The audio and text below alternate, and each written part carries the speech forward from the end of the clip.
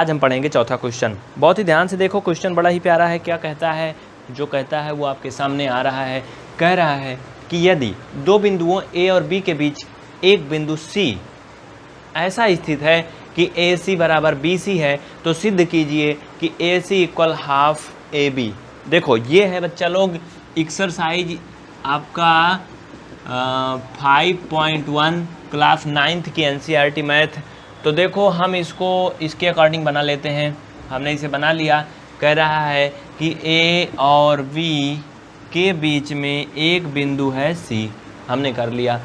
सिद्ध करने को कह रहा कि AC जो है बच्चा लोग वो क्या है, हाफ AB के बराबर है। और यहाँ एक कंडीशन दिया है ये कि AC जो है वो BC के बराबर है। मतलब कि AC यहाँ से यहाँ जो है ये BC के बराबर है, यानी इनका कहने का मतलब ये इसका मध्य बिंदु है। ठीक है, तो चलो देखो सिंपल सी बात है, हम इसी से चलते हैं।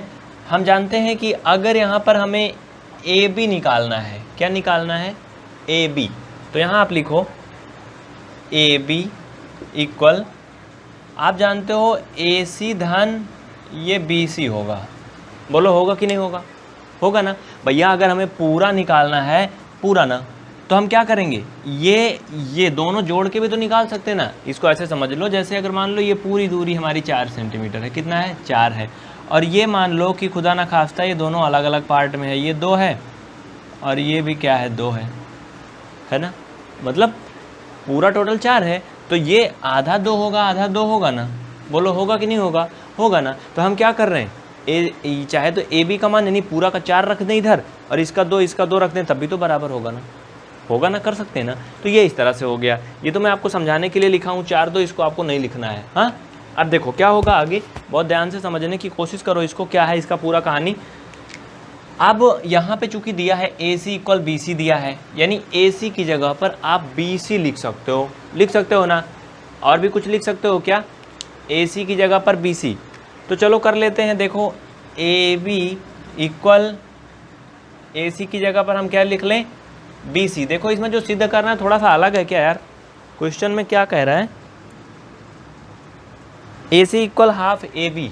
ठीक है, ओके, नो प्रॉब्लम। चलो लिखते हैं। यानी हम कह सकते हैं कि इसके अकॉर्डिंग हम बी सी की जगह पर ए सी लिख सकते हैं। तो हमारा ये तो ए सी पहले था वैसे हो गया, इस बी सी की जगह पर हम ए सी लिख देंगे। तो आप समझ गए अब कि ये ए बी इक्वल हो जाएगा 2AC।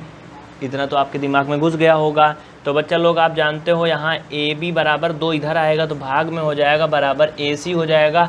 ये हो जाएगा ना, ये आपका उत्तर आ गया। लेकिन आप कंफ्यूज हो रहे होंगे, ये तो 1/2 है ही नहीं, तो है इसमें 1/2। इसे आप ऐसे लिख सकते हो AC इक्वल 1/2 इंटू AB। ये लिख सकते हो, चाहे बीच में गुणा का चिन्ह लगाओ या ना लगाओ, दोनों का मतलब एक ही होता है। अगर इसका गुणा करोगे तो फिर वैसे हो जाएगा, AB/2 हो जाएगा। लेकिन हमें सिद्ध इस रूप में करना था, इसलिए हमने इसको ऐसे कर दिया। अब यहाँ लिख दो इति सिद्धम हैंस प्रूव्ड। क्या लिखोगे? हैंस प्रूव्ड इति सिद्धम। ये हो गया आपका क्वेश्चन नंबर जो था 4 वाला हो गया।